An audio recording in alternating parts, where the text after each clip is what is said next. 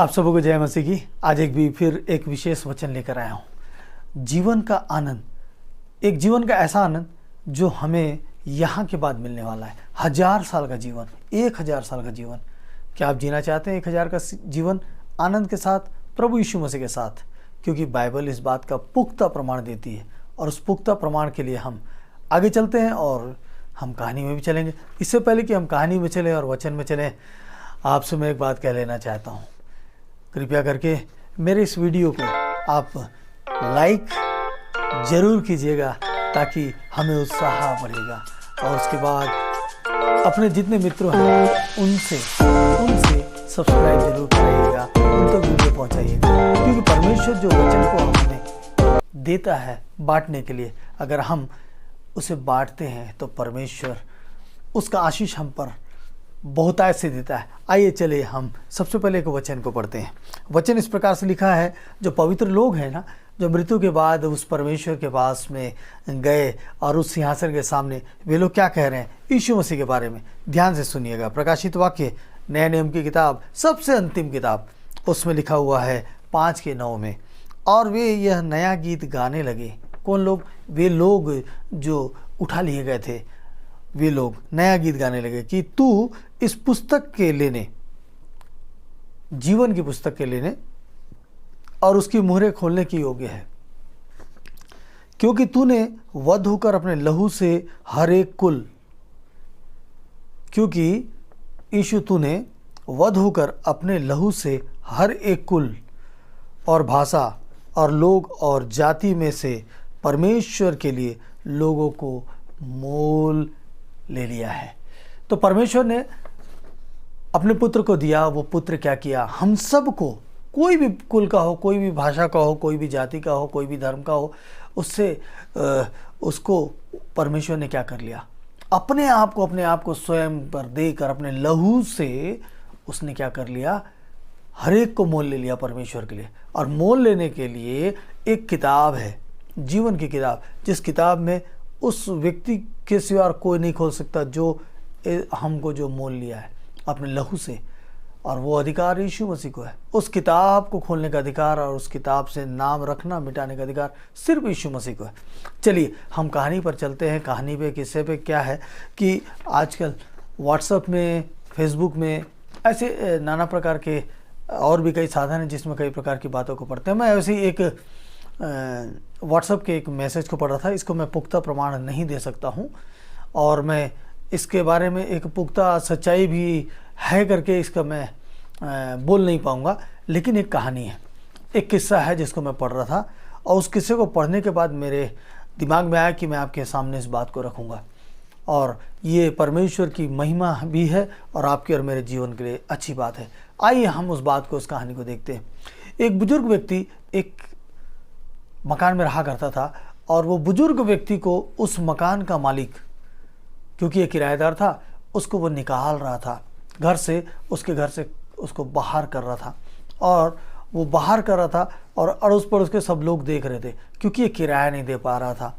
और उसके पास कुछ ज़्यादा बर्तन नहीं थे, कुछ कपड़े थे, कुछ बिस्तर था, कुछ एल्युमिनियम के बर्तन थे जिसमें पकाया जाता था, स्टोव थे, और वैसे ही कुछ प्लास्टिक के बाल्टी वगैरह, ज़्यादा कुछ सामान नहीं था उस व्यक्ति के पास, वो बुजुर्ग व्यक्ति। और उसको जब वो मकान मालिक खाली करा रहा था कि, और ये बुजुर्ग व्यक्ति रिक्वेस्ट कर रहा है कि मुझे यहाँ रहने दीजिए, मैं कुछ दिनों में आपके लिए ये व्यवस्था कर दूंगा, मैं आपको आपका किराया जो पिछला बाकी है वो भी आपके लिए चुकता कर दूंगा। तो वो जो मकान मालिक है वो बोलता है कि अब तक तो तुमने दिया नहीं, तुम कहाँ से ला के दोगे? तुम्हारे पास देने की कोई क्षमता नहीं है, मैं अब तुमको और नहीं रख सकता। और इस चीज़ को जब इस चीज़ को, वहाँ की जो घटना घट रही थी, उस घटना के बीच में एक पत्रकार पहुँचता है, देखता है अरे यहाँ कुछ हो रहा है। जब वो देखता है कि अरे ये तो ऐसी घटना है, ये तो आज का न्यूज हो सकता है कि एक बुजुर्ग को मकान मालिक ने बाहर निकाला, बेसहारा कर दिया, ऐसा वो मन में विचार करने लगता है और सुनता है। सुनने के बाद उस थीम को बनाकर वो अपने ऑफिस में ले जाता है, अपने एडिटर के पास, अपने बॉस के पास दिखाता है कि बॉस ऐसी ऐसी घटना है और आजकल तो बुजुर्गों का कोई सहारा नहीं है, इसलिए मैंने आज ये जो ज्वलंत है इसको मैंने, उदाहरण को मैं लेके आया है।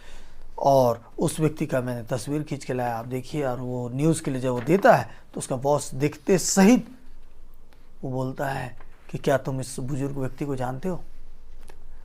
तो वो बोलता है कि नहीं नहीं, मैंने तो नहीं जानता हूँ। ठीक है, तुमने एक अच्छा खबर लाया है, हम इस खबर को अच्छे से छापेंगे। और वो बताता है कि ये हमारे देश के कार्यवाहक प्रधानमंत्री हुआ करते थे। ये 2 बार कार्यवाहक प्रधानमंत्री बने हैं हमारे देश के। और उनका नाम क्या है मालूम? उनका नाम है गुलजारी लाल नंदा। क्या आप जानते हैं गुलजारी लाल नंदा जी को? ये हमारे देश में 2 बार प्रधानमंत्री बन चुके। बहरहाल मैंने पहले ही बोल दिया है कि मैं वो जो किस्से हैं, वो जो किस्सा था मकान मालिक और किराएदार वाला, उसको मैं एक पुख्ता ये नहीं बोल सकता हूँ कि ये सच घटना है कि नहीं, लेकिन वैसी उस कहानी के आधार पर। और उसमें फिर कहा गया था कि उसके बाद वो पत्रकार, वो जो बॉस है, उस अपने न्यूज़ में छापने के बाद वो न्यूज़ बहुत ज़्यादा फैली, चर्चा में आई। और फिर उस वक्त के जो प्रधानमंत्री थे वो तत्काल उनके उस मकान पर अपने पूरे लाव लश्कर को भेजकर उनको बुलवाए और उनके लिए फिर एक अच्छी व्यवस्था को किया गया, अच्छा व्यवस्था किया गया और उनको बुलवाया गया। जबकि ये व्यक्ति गुलजारी लाल नंदा जी, आपको मालूम, ये इनका जन्म जो है ये 4 जुलाई 1998 में सियालकोट पाकिस्तान में इनका जन्म हुआ था। और मृत्यु जो है अहमदाबाद में 15 जनवरी 1998 में हुआ। बिल्कुल 100 साल की आयु इन्होंने जिया। ध्यान दीजिएगा मैं क्या बात कर रहा हूँ, मैं कौन सी बातों को कर रहा हूँ। यहाँ हमने शुरू में एक ऐसा वचन पढ़ा था जो मृत्यु के बाद लोग जाकर उस परमेश्वर की महिमा कर रहे हैं। और यहाँ एक प्रधानमंत्री, और सिर्फ एक प्रधानमंत्री नहीं थे, इनकी उपलब्धियाँ तो देखिए। ये जो है 2 बार प्रधानमंत्री जब बने हैं, पहले बार जब जवाहरलाल नेहरू जी की मृत्यु हुई तो उसके बाद ये 1964 में पहली बार प्रधानमंत्री बने थे। ये 27 मई से 9 जून 1964 तक ये प्रधानमंत्री रहे। दूसरी बार फिर ये कार्यवाहक प्रधानमंत्री बने और ये उस समय बने जब लाल बहादुर शास्त्री जी की मृत्यु हुई थी। उस समय भी ये 11 जनवरी 1966 से 24 जनवरी 1966 तक कार्यवाहक प्रधानमंत्री रह चुके हैं। हाँ, अच्छा, इनकी और उपलब्धियाँ, देश का सर्वोच्च जो पुरस्कार होता है भारत रत्न, इनको 1997 में दिया गया था। और सिर्फ यही नहीं, सर्वश्रेष्ठ नागरिक सम्मान पद्म विभूषण से भी इनको नवाजा गया था। ऐसे महान व्यक्ति को कोई पहचानने वाला नहीं, मकान का किराएदार भी नहीं पहचानने वाला। क्या पहचान है बताइए? जीवन, और जीवन में बनाया हुआ पहचान। ये मजदूरों के लीडर हुआ करते थे। ये कई प्रकार के मंत्री परिषद में रहे थे। ये आयोग में बने रहे हैं कई प्रकार। इसके अलावा ये स्वतंत्रता सेनानी थे। ये स्वतंत्रता, देश के आज़ाद होने की लड़ाई में शामिल थे। ये जेल भी जा चुके हैं। इनके बहुत बड़ी बड़ी उपलब्धियां हैं। लेकिन आज श्री गुलजारी लाल नंदा को कौन पहचानता है? कौन सम्मान दे रहा है उनको?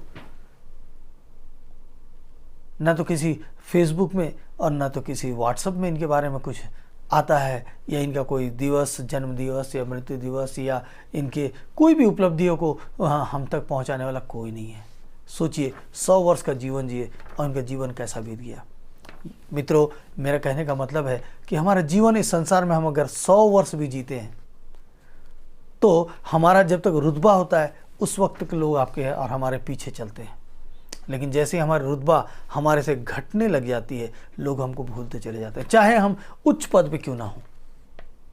और वे अच्छे कर्म के कारण, उनके बल और उनके सामर्थ्य के कारण वो 100 वर्ष का जीवन जिए। लेकिन उन्होंने क्या उपलब्धि, वो इनाम और वो तालीम के साथ जो उन्होंने जो देश को उन्नत के लिए जो विचार किया, जिसके लिए उन्होंने लड़ाई किया, जिसके लिए उन्होंने योगदान दिया, मजदूरों का संगठन तैयार किया, उसके नेशनल लेवल में सचिव रहे हैं, वो कितने बड़े बड़े काम किए। लेकिन कौन याद करता है? सोचने वाली बात है ना, कौन याद करता है? तो सोच लीजिए, आपको और मेरे को इस संसार में कितने दिन तक लोग याद रखेंगे? जीते जी लोग भूल जाते हैं, जीते जी लोग भूल जाते हैं, मृत्यु के बाद तो कौन याद करेगा? जीते जी आपको और हमको लोग भूल जाते हैं, मृत्यु के बाद कौन याद करेगा? सोचिए, इतने महान शख्सियत को आज लोग पहचानते तक नहीं हैं। इतने आदर पूर्वक माने जाने वाले व्यक्ति आज पहचान के मोहताज कहना चाहिए। मैं उनका बहुत सम्मान करना चाहता हूँ, क्योंकि वे हमारे देश को आज़ाद कराने से लेकर बहुत सारे कामों में उनका बड़ा योगदान रहा। बहरहाल हम अभी बाइबल के वचन में चलते हैं। यहाँ पे क्या लिखा था? यीशु मसीह ने कुर्बानी किया और उसके कारण उनको उस किताब का अधिकार दिया, खोलने का अधिकार दिया गया। और कोई भी जाति, धर्म, कुल, भाषा के लोग क्यों ना हो, परमेश्वर के लोगों को मोल ले लिया, खरीद लिया। और परमेश्वर के लिए जो उनको खरीद लिया गया, 100 साल का जीवन इनका हमने देखा। और अब हम देखते हैं 1000 वर्ष का जीवन। आपको मालूम, शैतान जो है, जो दुष्ट शक्ति है, जो इब्लिस है, जो गिराया गया था, वो स्वर्गदूत जो लूसीफर था, आज वो गिराया हुआ है और आज उसका राज्य चलता है। अगर प्रकाशित वाक्य 9:11 में हम देखते हैं तो अताह कुंड का दूत उन पर राजा था। उनका नाम इब्रानी में अबदोन और यूनानी में अपुल्योन है। इब्रानी में अब्दोन और यूनानी में अपुल्योन है।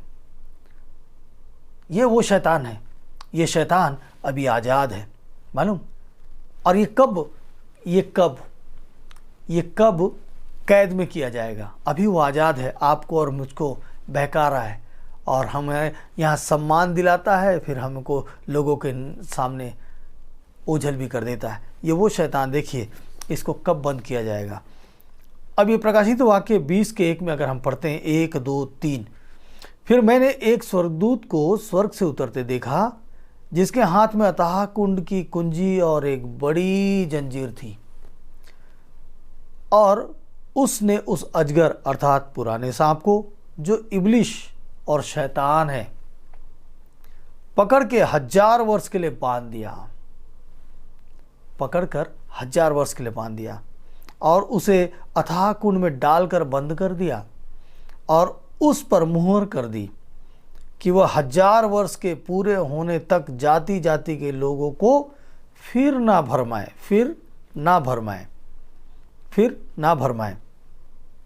इसके बाद अवश्य है कि थोड़ी देर के लिए फिर खोला जाए। अब ये बंद कर दिया गया, 1000 साल के लिए बंद कर दिया गया। तब वो किसी को भरमाया नहीं जाएगा। उस वक्त वो भरमाया नहीं जाएगा, मतलब वो भरमाएगा नहीं, आपको और मेरे को भरमा नहीं पाएगा। अभी वो भरमा सकता है, लेकिन जब वो काल शुरू होगा और प्रभु हमको लेने आएंगे, और जब हम प्रभु के लिए हम सताए गए और उठा लिए गए, तो हमें वो 1000 वर्ष का जीवन मिलेगा, क्योंकि हम मोल लिए गए हैं। जो उस पर विश्वास करता है, जो उसकी आज्ञाओं का पालन करता है। क्योंकि ये संसार के लोग तो आपको भूल जाएंगे, हमको भूल जाएंगे। इतनी बड़ी शख्सियत को भूल गए तो आप और मैं क्या चीज़ है, हमको भूल जाएंगे। सोचिए, और वो 1000 साल का जब हमारा जीवन आएगा, उस वक्त ये शैतान नहीं होगा। उस वक्त क्या कर दिया जाएगा? बांध दिया जाएगा। और जब हम जीवित रहेंगे उस वक्त 1000 साल के लिए, इसको हम देखते हैं प्रकाशित वाक्य 20वां अध्याय के 6वां और 7वां में, 6 और 7 में। धन्य और पवित्र वह है, ध्यान दीजिएगा, धन्य और पवित्र वह है जो इस पहले पुनरुत्थान का भागी है।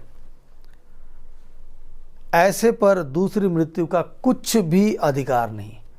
दूसरी मृत्यु मतलब ये पहली मृत्यु होगी, उसके बाद फिर दूसरी मृत्यु। तो ऐसे में क्या होगा कि जो पुनरुत्थान का भागी हो गया, उसको दूसरी मृत्यु का कुछ भी अधिकार नहीं। पर वे परमेश्वर और मसीह के याजक होंगे।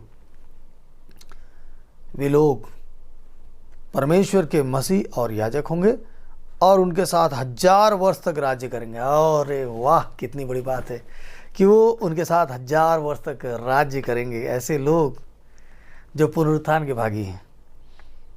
और जब 1000 वर्ष पूरे हो चुकेंगे तो शैतान कैद से छोड़ दिया जाएगा। याद रखिए, तब फिर 1000 वर्ष पूरे होने के बाद फिर शैतान जो है कुछ समय के लिए छोड़ दिया जाएगा।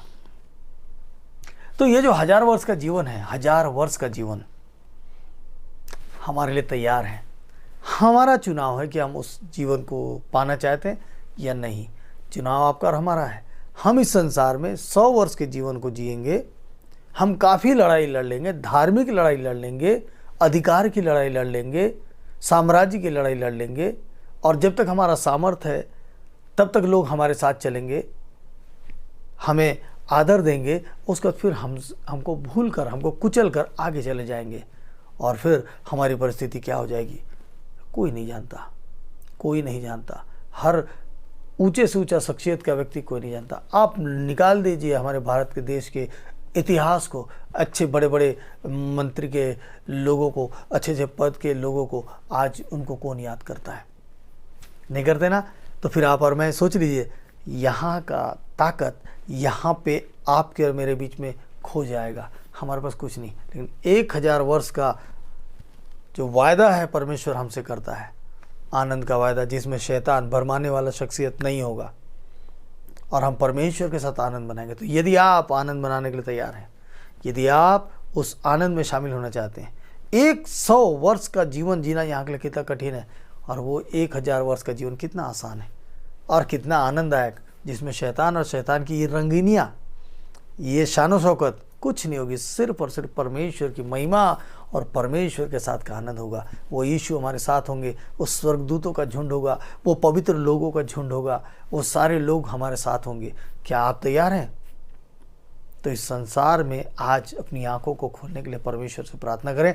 आइए हम मिलकर प्रार्थना करते हैं और इस बात को समझें, समझ जाइए, क्योंकि परमेश्वर आपको समझाना चाहते हैं। इस प्रकृति के शख्सियतों को लोग भूल चुके, तो आइए हम क्यों ना प्रार्थना करें। आइए हम प्रार्थना में चलते हैं। पवित्र सामर्थ्य पिता परमेश्वर, उद्धार करता प्रभु, आपने एक खास बात हमसे कही, खास वचन आपने हमसे कहा। वाकई में पिता परमेश्वर, ये संसार में दुख पीड़ा और हम जो सामर्थ्य के काम करके अपने नाम को ऊंचा उठाना चाहते हैं, लोग हमारे जीते जी हमको भूल जाएंगे। हमारे पास कुछ नहीं रहेगा, हमारे अपने लोग तक हमको भूल जाएंगे। प्रभु, मृत्यु के पश्चात तो हमारी पीढ़ी से पीढ़ी तक कोई यादगार भी नहीं होगा। प्रभु जी, ये भूमि में हम जहाँ चले जाएंगे हमारी हड्डी तक तो गल जाएगी प्रभु, और ये संघर्ष हमारा कभी ख़त्म नहीं होगा, पीड़ा कभी ख़त्म नहीं होगी, क्योंकि इस संसार का जो हाकिम है वो अपने तरीके से हमें गुमराह करता है। प्रभु जी, हम गुमराह के रास्ते से बाहर आ जाएं। आज इस वचन को सुनने वालों की आंखें खोल देना पिता, ताकि पिता परमेश्वर इस संसार के समृद्धि के पीछे दौड़ना छोड़ के उस 1000 के जीवन को पाने के लिए दौड़ सके पिता, उस जीवन के पुस्तक में अपने नाम को दर्ज करा सकें। हे मेरे प्रभु, हे मेरे पिता। और जब आज ये बाइबल इस बात को पुख्ता तरीके से हमें बता रही है, प्रभु जी, आपने कहा है कि परख कर देख। प्रभु, हम परख कर देखने को तैयार हैं। कोई बीमार है, कोई आपको जानना चाहता है, कोई आपको जांचना चाहता है, ताकि आपकी बात सच्ची है, हम उस 1000 वर्ष के लिए जाना चाहते हैं। तो इसलिए हमें इस जीवन में हमारे दुख पीड़ा तकलीफ बीमारी को दूर करके हमें बताओ कि आप सच्चे खुदा हो, आप सच्चे ईश्वर हो, आपका पवित्र शास्त्र सच्चा है। तो प्रभु, मैं उनके लिए विनती करता हूँ पिता, उनको एक मौका देना। आज जो भी रोग से हैं, जो भी समस्या से हैं पिता, लोग अपनी समस्या को लेकर आपके सामने घुटने टेक रहे हैं पिता, इस वचन को सुनकर घुटने टेकते हैं। तो आज की आज जब भी इस वचन को सुने, तब की तब इनकी प्रार्थना सुनकर, जैसे राजा सुलेमान ने कहा कि जब तेरी ओर ताक कर लोग प्रार्थना करें, तब सुनकर मेरे राजा उनको उत्तर देना। मेरे प्रभु, मैं भी आज उसी वचन को बोलता हूँ। मैं चाहता हूँ कि जो लोग जो प्रार्थना करके आपके पास खड़े होते हैं, जिससे आपकी सच्चाई को जान सकें और पवित्र शास्त्र की ओर बढ़ सकें, प्रभु आज उनकी सहायता करना। इस वचन के साथ इस प्रार्थना को सुनने वाला हर व्यक्ति की समस्या दूर हो जाए, बीमार चंगा हो जाए। प्रभु जी, लोग अस्पताल में पड़े हैं और अस्पतालों में पिता परमेश्वर अपने घर द्वार को बेच कर पिता परमेश्वर वहाँ पैसा चुका रहे हैं, लूट मचा है। प्रभु जी, अस्पतालों के ऐसे व्यवसाय को प्रभु यीशु मैं आपके सामने रख देता हूँ। ऐसे लोगों का मन को बदल देना पिता, जो लूट रहे हैं। प्रभु जी, लोग तड़प तड़प कर पिता परमेश्वर पैसा चुका रहे हैं पिता, प्रभु जी अपने सब कुछ को बेचकर पिता परमेश्वर पैसे चुका रहे हैं कि अपने लोगों को बचा सकें। हे मेरे पिता, आज भी लोग जो इस परिस्थिति में हैं और आपके सामने घुटने टेकते हैं, बोलते हैं कि मेरे अपने को चंगा कर दो, आज की आज उनकी बीमारी जाती रहे, चंगे हो जाएं, इसलिए कि 1000 साल का आनंद मनाएंगे। धन्यवाद प्रभु, आपने प्रार्थना को सुना, आपके पवित्र मीठे नाम से मांगता हूँ, आमीन। तो मेरे प्रिय प्रिय प्रिय विश्वासी साथियों, एक अच्छा वचन और एक अच्छी बातें कि परमेश्वर ने हमसे बताया कि यहाँ के लोग आपको जीते जी भूल जाएंगे, लेकिन वो परमेश्वर आपको जीते जी 1000 वर्ष का इनाम देने जा रहा है, जीवन का। क्या आप जीवन को लेने के तैयार हैं? यदि तैयार हैं तो आज से इस पवित्र शास्त्र की बातों को पढ़िए और सिर्फ परमेश्वर के सामने घुटने टेकिए। वो परमेश्वर आपको सच्चे रास्ते पर ले चलेगा। यदि विश्वास नहीं है तो पवित्र शास्त्र पढ़कर देखिए, आपको पवित्र शास्त्र क्या सिखाता है। प्रेम करने सिखाएगा, क्योंकि आपको अपना जीवन अपने साथ अपना लेखा देना है।